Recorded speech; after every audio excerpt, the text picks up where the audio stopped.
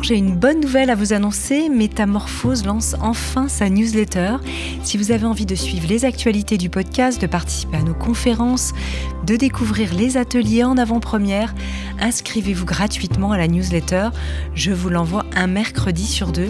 Il suffit pour s'abonner d'aller sur notre site internet www.metamorphosepodcast.com, de scroller jusqu'en bas de la page d'accueil. Vous avez un petit encart pour vous inscrire très facilement. Alors qu'est-ce que vous allez retrouver dans cette newsletter ? Eh bien, j'y partage mes réflexions du moment. Je tire quelques cartes de mes oracles. Je vous envoie des sélections de podcasts thématiques. Bref, tout pour vous mettre sur le chemin de la métamorphose. J'espère vraiment que cette newsletter vous plaira. En tout cas, elle a été écrite avec le cœur. Je vous remercie toujours infiniment de votre fidélité et vous souhaite par avance une très bonne lecture.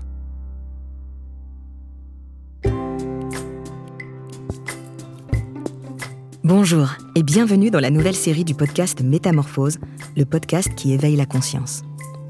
Je suis Gila Clara Kessous, coach en leadership, auteur et artiste de l'UNESCO pour la paix. Dans cette série inédite pour Métamorphose, nous allons parler d'épanouissement grâce à la psychologie positive. Chaque semaine, pendant 8 semaines, j'accueillerai des personnalités inspirantes et expertes afin de vous aider à trouver des clés concrètes d'épanouissement au quotidien. Dans les moments difficiles, c'est le lien à l'autre qui aide à tenir. Trouver la force en soi est certes nécessaire, mais le rapport à l'autre est fondamental dans notre positionnement de vie. La psychologie positive est là pour nous rappeler comment se préserver des agressions extérieures, tout en préservant la précieuse connexion à l'autre. Connexion nécessaire pour s'épanouir, se développer et trouver sa place dans le monde. Pour en parler aujourd'hui, mon invité est professeur des universités en psychologie à l'Université Lumière Lyon 2. Chercheur au laboratoire Développement, Individus, Processus, Handicap, Éducation, elle est également responsable de l'Observatoire du bien-être à l'école. Elle est aussi psychologue, spécialisée dans le domaine du développement de la santé mentale et membre de l'Institut universitaire de France. Elle a déjà publié plusieurs ouvrages sur la psychologie positive, la pleine conscience et la santé mentale. J'ai le grand plaisir d'accueillir Rebecca Shankland. Bonjour. Bonjour. Vous avez commencé au tout début de votre carrière par des voyages humanitaires, au Brésil et en Argentine. Est-ce que c'est cette conscience de l'autre qui vous a mené sur les traces de la psychologie positive et la notion d'interdépendance ?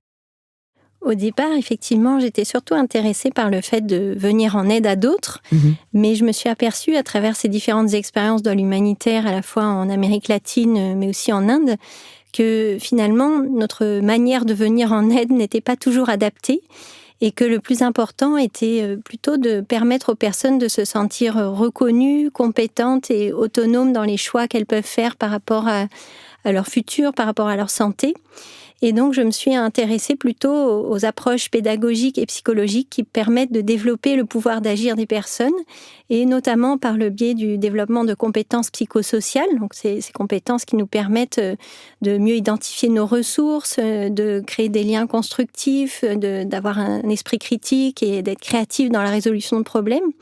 Et donc c'est vraiment ce travail qui finalement m'a orientée vers les recherches en psychologie positive, où j'ai pu découvrir d'autres moyens de développer des facteurs protecteurs en santé mentale et de développer des relations constructives.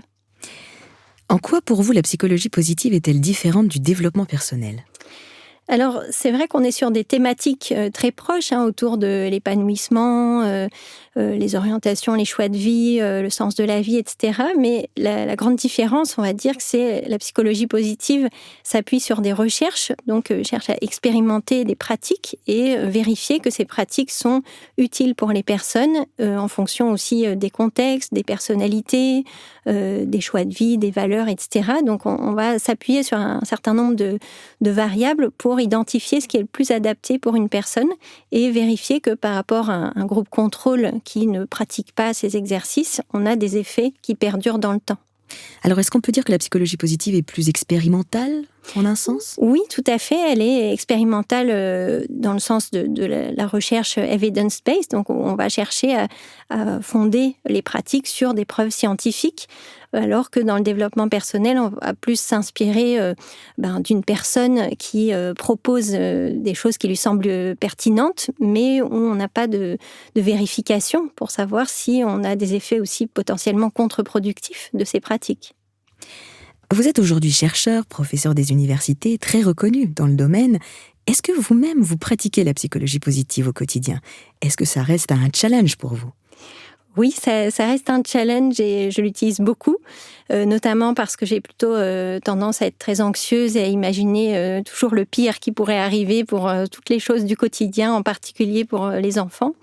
Donc, je m'en sers beaucoup sur différents aspects, notamment pour prendre une perspective plus large lorsque je suis affectée par une petite chose peut-être qui s'est mal passée et qui va tourner en boucle toute la journée et m'empêcher de me concentrer. Donc, j'essaye de prendre une perspective plus large sur finalement, les enfants, dans le quotidien, ils fonctionnent très bien majoritairement, même s'il y a des petites choses difficiles, ou bien plus récemment, j'ai appris que j'allais devoir porter des lunettes et du coup, j'en fais toute une montagne, mais je me dis, j'ai fait une pratique de psychologie positive qui s'appelle la soustraction mentale, c'est-à-dire, imaginons que les lunettes n'existent pas, et que du coup, on se retrouve avec une vue moins bonne, mais qu'on n'a même pas de lunettes pour voir mieux, c'est encore pire. Et donc, j'essaye de ce qu'on appelle la restructuration cognitive, donc essayer de prendre d'autres perspectives pour pouvoir finalement faire face à ces situations et continuer à avancer plutôt que de s'effondrer face à des situations. Bon, là, c'est un petit exemple, mais bien sûr, il y a des situations beaucoup plus compliquées, mais où cette façon de prendre des perspectives différentes sur la situation nous aide vraiment à traverser ces moments-là et à continuer à avancer en lien avec des choses qui sont importantes pour nous. Mais alors, est-ce qu'à votre niveau, ça devient automatique dès que vous sentez l'angoisse arriver, ou ça demande quand même une discipline? On pense notamment à des rituels qu'on fait en termes d'exercice pour essayer justement de calmer l'angoisse. Alors, les deux. Il y a une partie qui devient assez automatique, surtout que comme je donne beaucoup de formations, du coup, je reste très baignée finalement dans ces thématiques et dans les pratiques que je propose aussi à mes étudiants. Mais ça m'arrive quand même assez régulièrement de me retrouver dans des impasses où c'est le fait d'en parler avec mon conjoint, par exemple, ou avec un collègue, ou même avec mes enfants, où des fois, ils me rappellent qu'il y a des façons différentes de voir les choses et que sur le moment, en fait, j'y ai pas pensé. Donc, j'ai des rappels extérieurs qui me permettent de mettre en œuvre ces pratiques. Et puis, ce que j'utilise vraiment beaucoup pour la gestion du stress et des émotions, c'est des pratiques de pleine conscience intégrées dans le quotidien, donc notamment basées sur les 5 sens. C'est un programme qu'on a développé qui s'appelle FOVEA, où on s'appuie vraiment sur un des 5 sens pour revenir dans l'ici et maintenant, quand on sent qu'on se laisse embarquer par des pensées, la dramatisation, les ruminations, etc. Est-ce que vous pouvez nous donner un exemple? Oui, un exemple très concret. Quand on sent que la tension monte, ça peut être aussi un étudiant face à un examen, le simple fait de, par exemple, sentir la fraîcheur de la table ou la texture du stylo ou de la feuille que je vais poser devant moi, m'aide à ne pas me répéter des phrases comme je suis nulle, j'y arriverai jamais, je suis pas fait pour ce métier, etc., qui vont entraver finalement ma capacité à me centrer sur la lecture du sujet et du coup pouvoir y répondre correctement. S'accrocher vraiment au côté concret du réel, avec un rapport au corps, finalement. C'est ça. Ça part d'abord d'une prise de conscience que mes pensées m'amènent à un endroit qui n'est pas très utile pour moi à cet instant, et donc faire le choix de revenir dans l'ici et maintenant en s'appuyant sur le concret.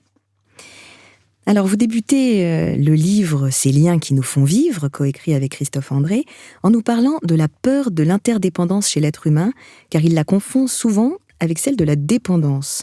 Comment on définit l'interdépendance ?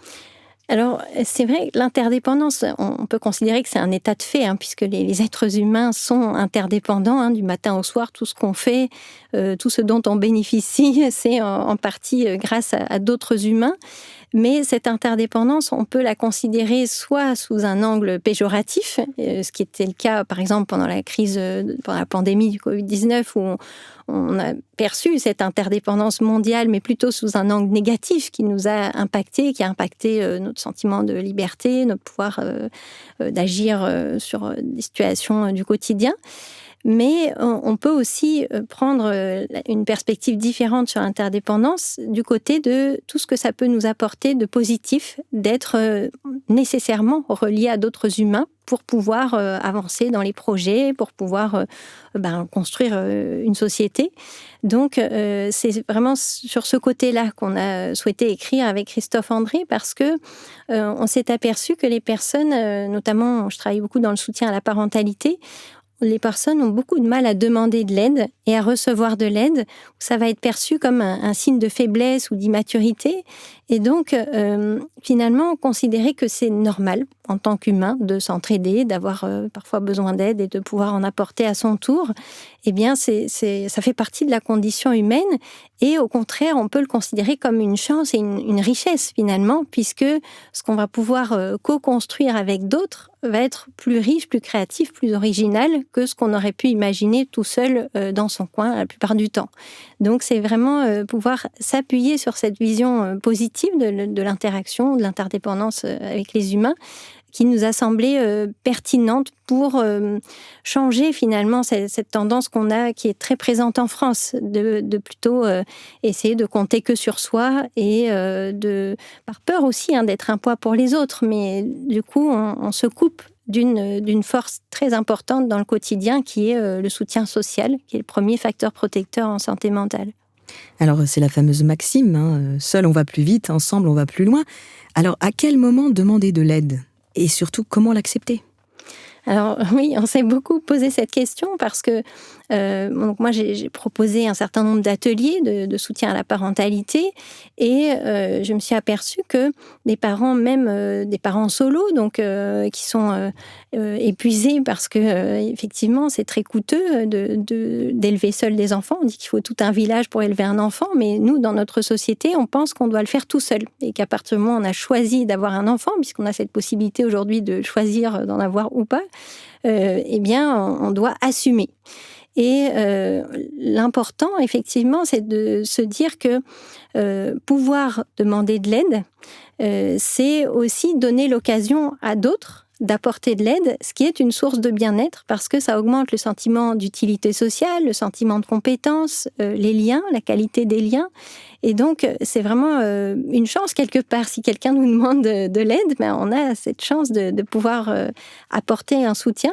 Donc, on ne devrait pas avoir tellement peur d'être un poids pour les autres. On peut se mettre à leur place et se dire, si c'était quelqu'un qui me demandait cette aide, j'aurais sans doute envie de venir en aide à d'autres si j'en ai la possibilité.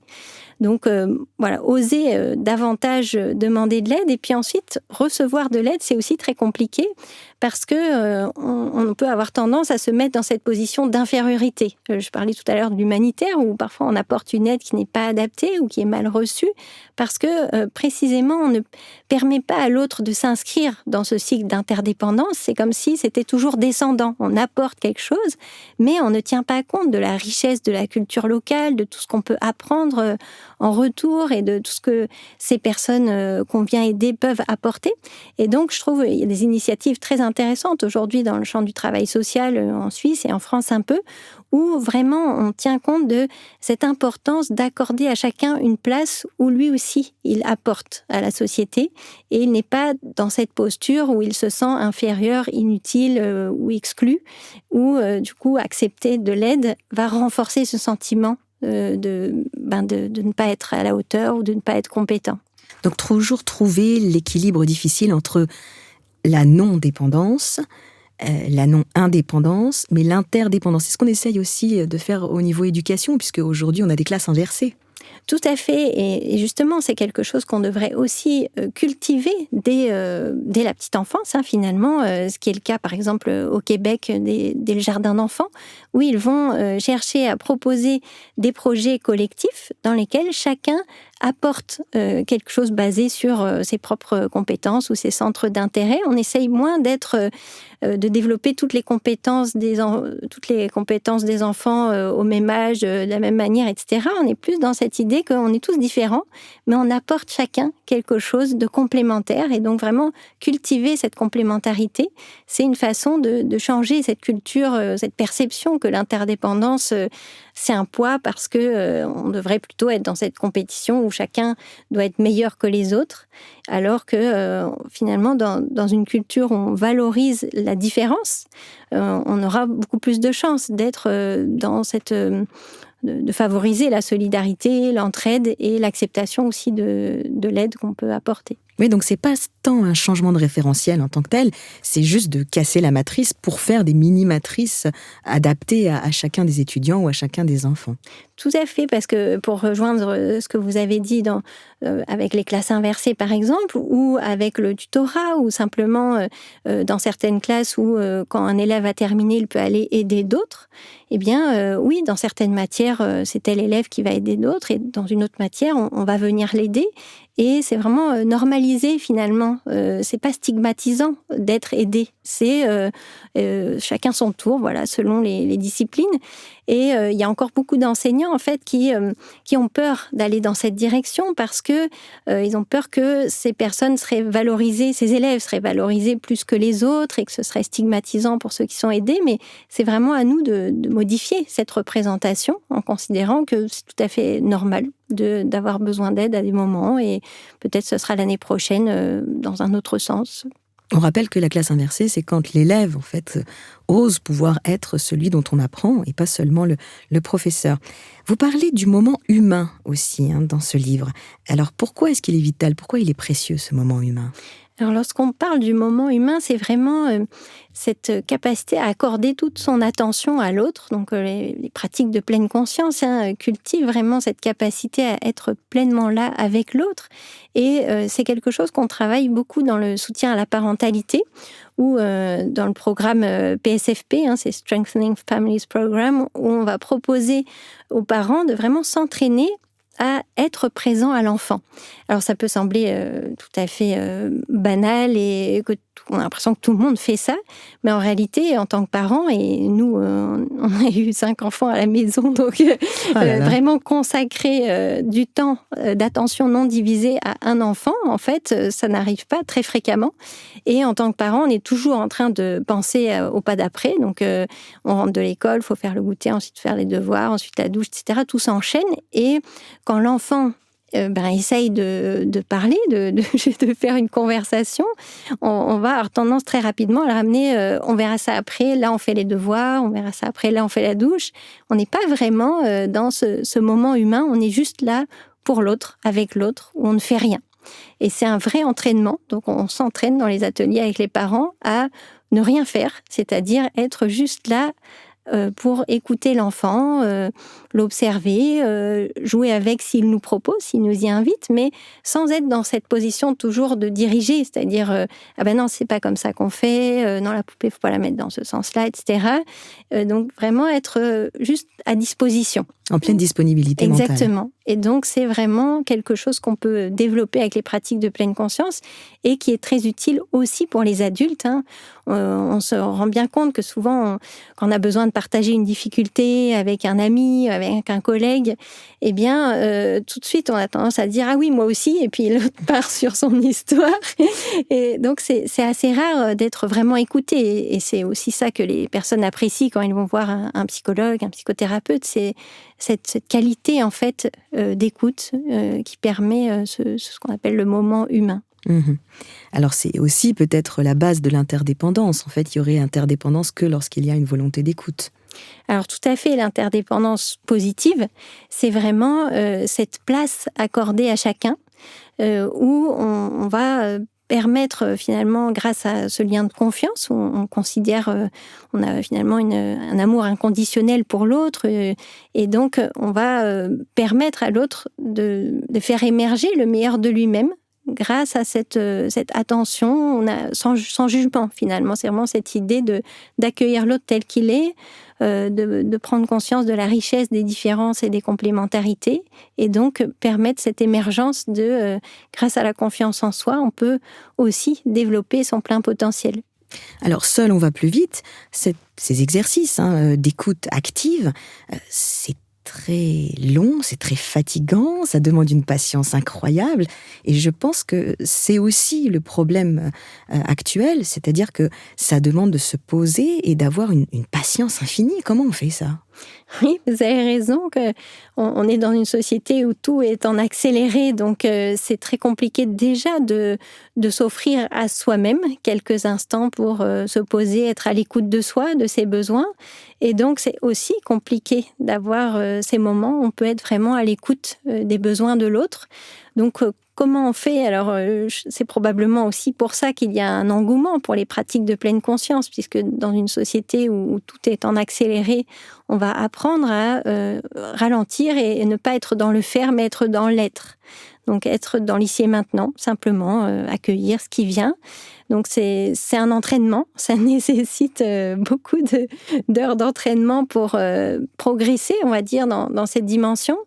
Mais justement, on s'est aperçu qu'avec des pratiques vraiment intégrées dans le quotidien, ça peut être juste faire la vaisselle en pleine conscience, marcher en pleine conscience pour rentrer à la maison après le travail, ça permet déjà de développer cette disponibilité mentale. Et donc, on a eu vraiment des retours très positifs des parents qui, dès la première semaine, arrivent beaucoup plus à être dans cette posture d'accueil, plutôt que de tout de suite partir dans l'interprétation, la dramatisation.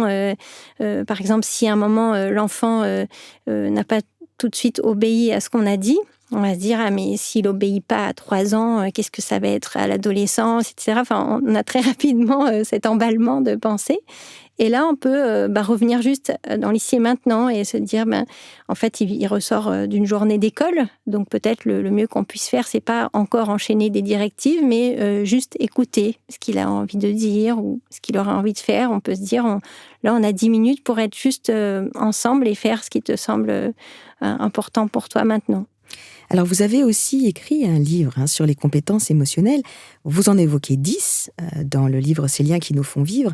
Desquels avez-vous envie de nous parler aujourd'hui ?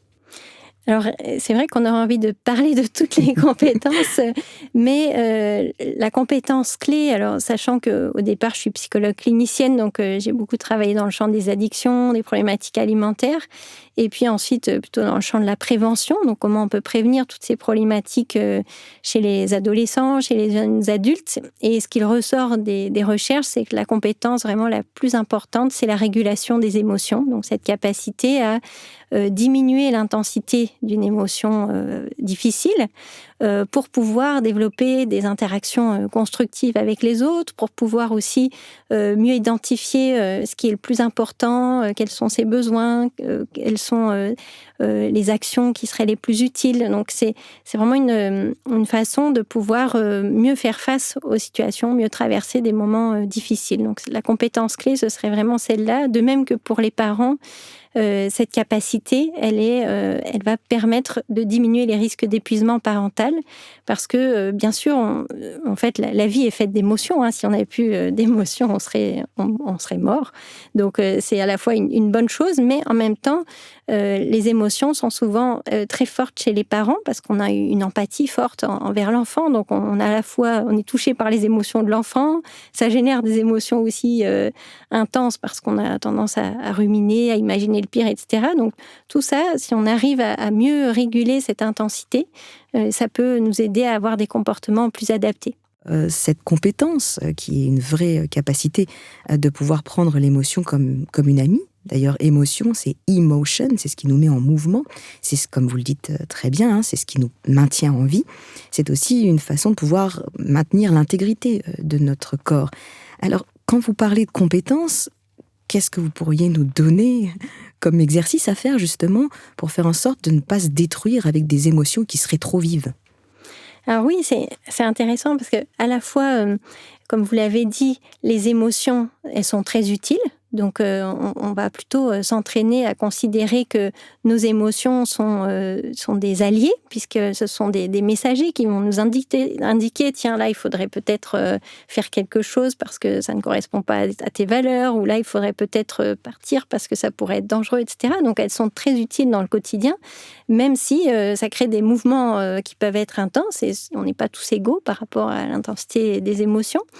Et donc, justement, ce qui peut vraiment nous aider, c'est comment apprendre en fonction de qui on est. Il y a certaines personnes pour qui ça va être important, au contraire, d'augmenter l'intensité d'émotions positives, par exemple. Donc, les pratiques de pleine conscience et de psychologie positive sont vraiment des pratiques qui vont nous aider dans un sens comme dans l'autre. Elles peuvent nous aider soit à augmenter des émotions positives, justement en étant plus présent à l'ici et maintenant quand il y a des interactions positives avec l'enfant, par exemple, ou quand on voit un paysage qui est ressourçant, etc. Mais ça peut aussi nous aider à diminuer l'intensité d'affects négatifs, notamment en orientant l'attention vers d'autres aspects qui sont passés inaperçus. C'est-à-dire que ce qu'on constate, c'est que les humains ont ce qu'on appelle un biais de négativité. C'est une tendance naturelle à porter l'attention en priorité vers ce qui dysfonctionne, ce qui nous dérange, ce qui est potentiellement menaçant. Pour la survie, d'ailleurs. Exactement. Donc, c'est un biais très utile pour la survie. Mais dans un contexte où la survie n'est pas menacée, ça peut nous amener vers des impasses. C'est-à-dire que plus on a ce biais de négativité, plus ça génère des affects difficiles qui, à leur tour, augmentent ce biais de négativité. Donc, on tombe un peu dans un cercle vicieux. Et ce qui est très aidant, ce qui a été identifié par les recherches, c'est d'apprendre à réorienter l'attention vers les aspects satisfaisants du quotidien pour rééquilibrer le regard sur la réalité. Donc, on peut mieux identifier, par exemple, nos propres ressources plutôt que de voir que nos défauts. On peut aussi identifier les relations qui sont constructives et pas que la critique qu'on a reçue d'un supérieur hiérarchique. Donc, un des exercices phares, on va dire, de la psychologie positive, c'est le journal de gratitude, où on propose aux personnes de noter pendant 2 semaines, chaque soir, jusqu'à 5 choses pour lesquelles elles éprouvent de la gratitude. Ça peut être des petites choses du quotidien. Quelqu'un m'a tenu la porte quand je sortais du magasin, quelqu'un m'a souri dans le métro, j'ai vu quelqu'un qui a aidé une autre personne, ça m'a touchée. Voilà, des petites choses du quotidien. Et en fait, ça va permettre de diminuer les symptômes anxieux et dépressifs, d'augmenter la satisfaction par rapport à la vie. Et on a même des effets sur des symptômes physiques communs, comme les maux de tête, maux de ventre, les troubles du sommeil. Donc voilà, c'est tous les travaux qui ont été initiés par Robert Emmons et Michael McCullough, qu'on a repris aussi auprès de publics plus jeunes. Donc on les a testés même en maternelle, avec des plus petits, où on voit ces effets vraiment bénéfiques à la fois pour la personne, mais aussi pour les relations. Alors, pour continuer sur cette notion de secret du bonheur, vous écrivez « Ne jamais solliciter autrui, croire que l'on peut tout mener à bien seul comporte un prix, l'épuisement ». Alors justement, est-ce que le secret du bonheur, ce ne serait pas une bonne délégation, une répartition des tâches ? Comment choisir en fait les personnes vers qui tendre lorsqu'on a justement cette capacité à accepter de l'aide ?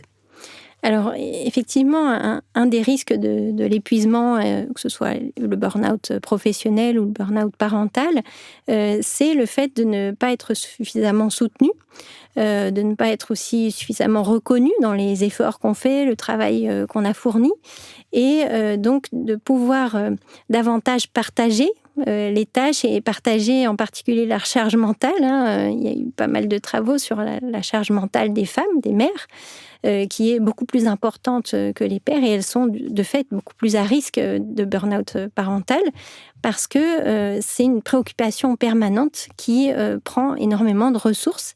Et donc, pouvoir mieux partager, ça peut être, oui, à travers une délégation de tâches ou en tout cas une prise de conscience aussi des proches de l'importance d'un partage plus équitable.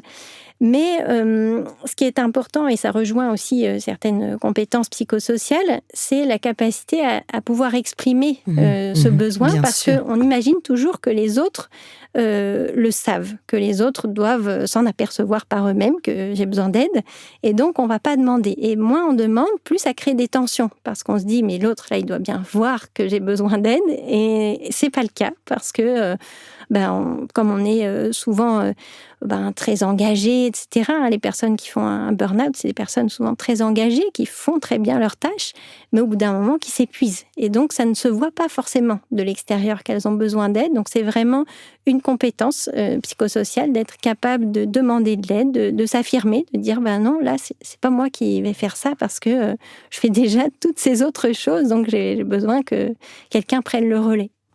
Vous disiez tout à l'heure qu'on n'est pas égaux face aux émotions et on n'est pas égaux face à l'empathie. Alors comment la doser dans nos relations ?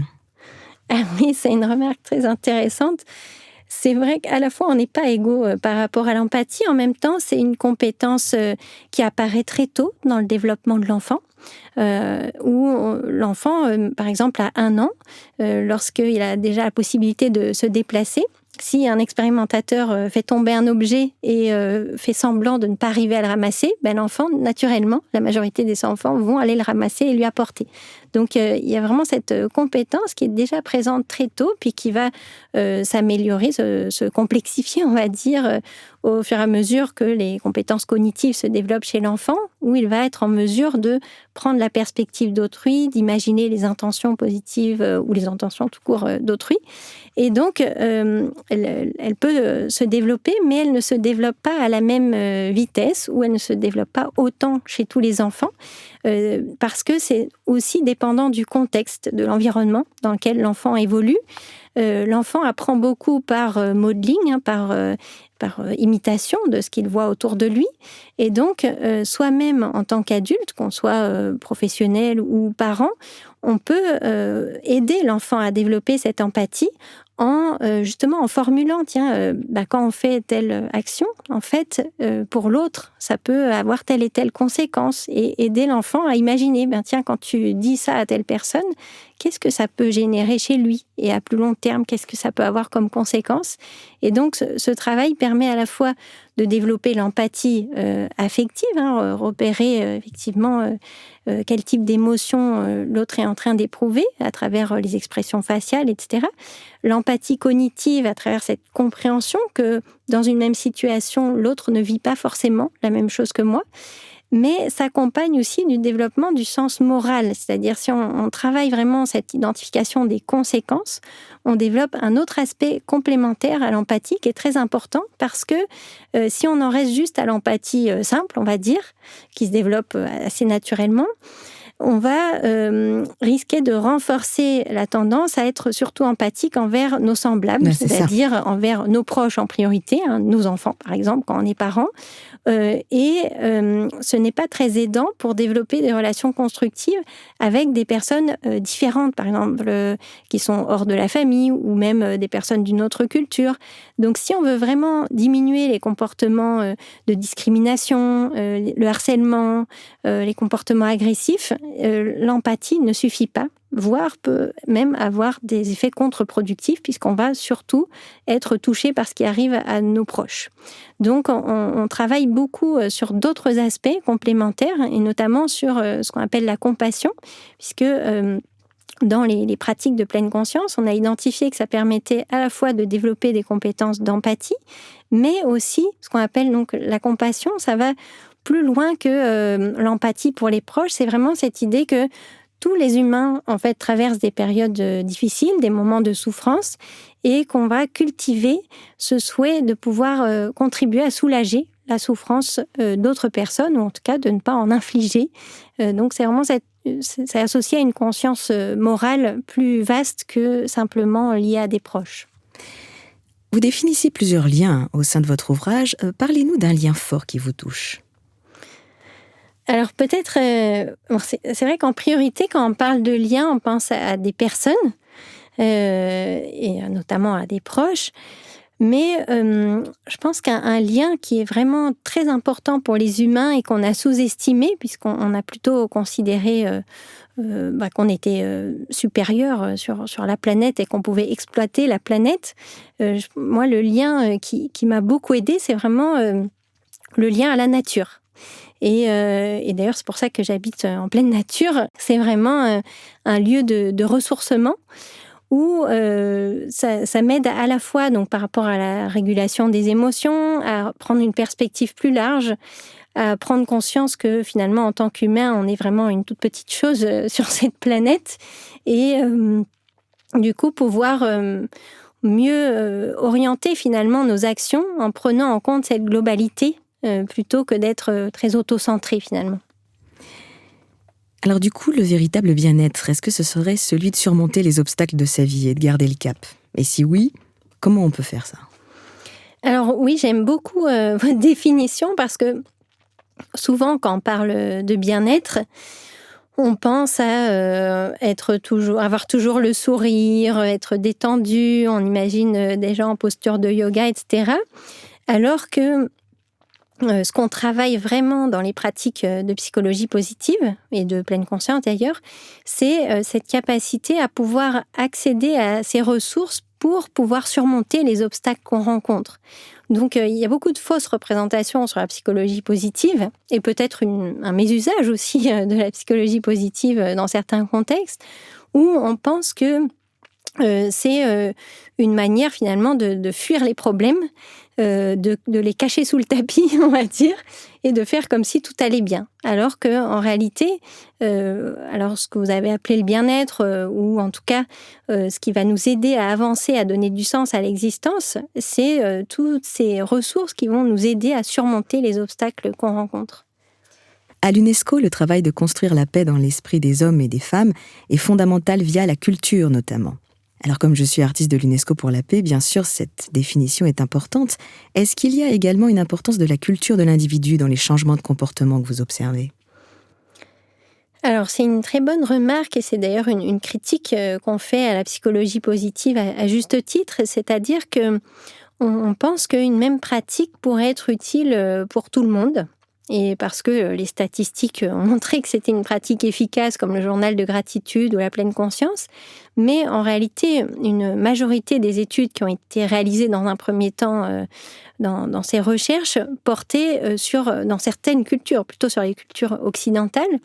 Et selon si on vient d'une culture individualiste ou d'une culture collectiviste, c'est pas du tout les mêmes valeurs qui vont être prioritaires pour les personnes.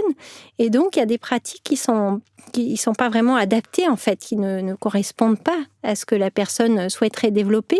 Si je prends un exemple concret, on parle beaucoup de l'affirmation de soi, par exemple, qui est une compétence psychosociale vraiment importante pour résister à la pression du groupe, etc. Et on va dire que plutôt dans les cultures occidentales, et en particulier la culture américaine, il y a vraiment une valorisation du bonheur, mais plutôt du bonheur personnel, on va dire, du bien-être individuel, alors que dans des cultures collectivistes, ça n'aurait pas de sens. C'est vraiment plus l'idée de trouver sa place au sein de la communauté, plutôt que de se démarquer, de montrer qu'on est plus original, plus compétent, etc., que les autres. Donc, il y a vraiment ce travail d'adaptation, de vérifier que les pratiques sont adaptées aux personnes, à leurs objectifs. On parle aujourd'hui de l'adéquation entre la personne et l'activité proposée. Ça rejoint tous les travaux de Sonia Lubomirski. Donc, on est très attentif maintenant, en tout cas beaucoup plus qu'avant, à cette question culturelle. Plutôt que de penser que tout le monde devrait développer l'optimisme, par exemple, on va être beaucoup plus précis. Et c'est d'où l'intérêt des recherches par rapport au développement personnel, c'est que l'optimisme peut être pertinent à développer, par exemple, chez des personnes en situation de dépression qui ont l'impression que quoi qu'elles fassent, ça ne servirait à rien. Mais dans d'autres contextes, par exemple, si on travaille avec des personnes qui ont une dépendance au jeu d'argent, ce ne serait pas du tout adapté de développer plus d'optimisme parce qu'elles vont jouer plus d'argent, perdre plus et aller plus mal. Donc un vrai travail d'attention à l'autre. C'est déjà la fin de ce podcast, Rebecca Shankland. Pour finir, est-ce que vous pourriez nous donner un conseil ? Alors, vous venez de nous dire qu'il n'y a pas véritablement de conseil adapté pour tout le monde, mais pourriez-vous nous donner une sorte de talisman que vous pourriez nous offrir, inspiré de la psychologie positive ? Alors peut-être un conseil plus général qu'on pourrait donner, effectivement, et c'est aussi la raison pour laquelle on a écrit ce livre avec Christophe André autour de l'importance des liens, c'est que souvent, quand on pense à des pratiques de psychologie positive ou de pleine conscience, on pense plutôt à l'individu, donc tout ce que je peux faire pour développer mes propres ressources.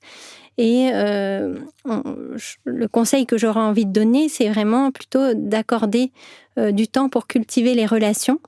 Il y a beaucoup de personnes qui, dans le développement personnel, courent après le fait d'essayer de trouver qui on est vraiment ou de trouver l'âme sœur. Et là, je pense qu'on part dans des directions qui ne sont pas très constructives et qui vont plutôt enfermer la personne dans un fonctionnement rigide, puisque précisément le moi ou le soi, c'est quelque chose qui va évoluer tout au long de la vie. Et plutôt que de se dire je vais chercher qui je suis précisément, je vais plutôt essayer d'identifier ce que j'aimerais pouvoir apporter ou la personne que j'aimerais pouvoir incarner. Et de même, par rapport à cette quête de l'âme sœur, plutôt se dire, en fait, quelle que soit la relation, on a cette possibilité d'en faire une relation constructive et riche, et du coup, une interdépendance positive.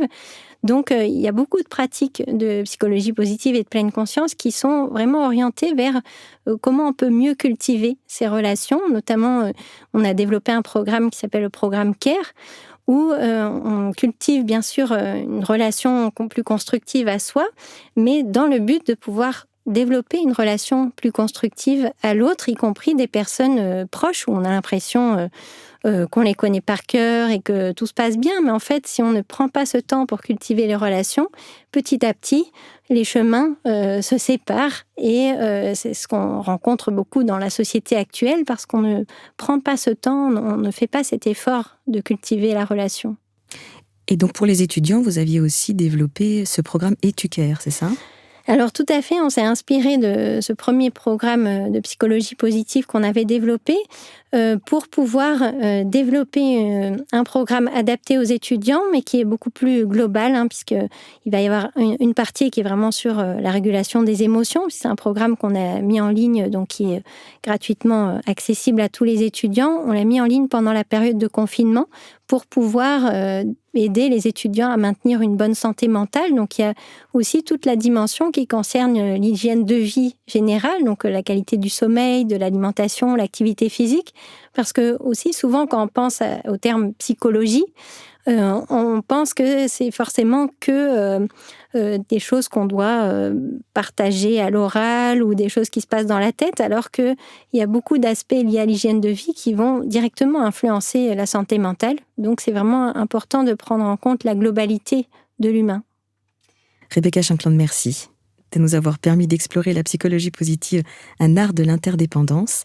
Je vous conseille de lire les livres de Rebecca Shankland, notamment Ces liens qui nous font vivre, coécrit avec Christophe André. À bientôt. Merci infiniment d'avoir écouté cet épisode. S'il vous a plu, n'hésitez pas à aller vous abonner directement au podcast sur votre plateforme d'écoute préférée.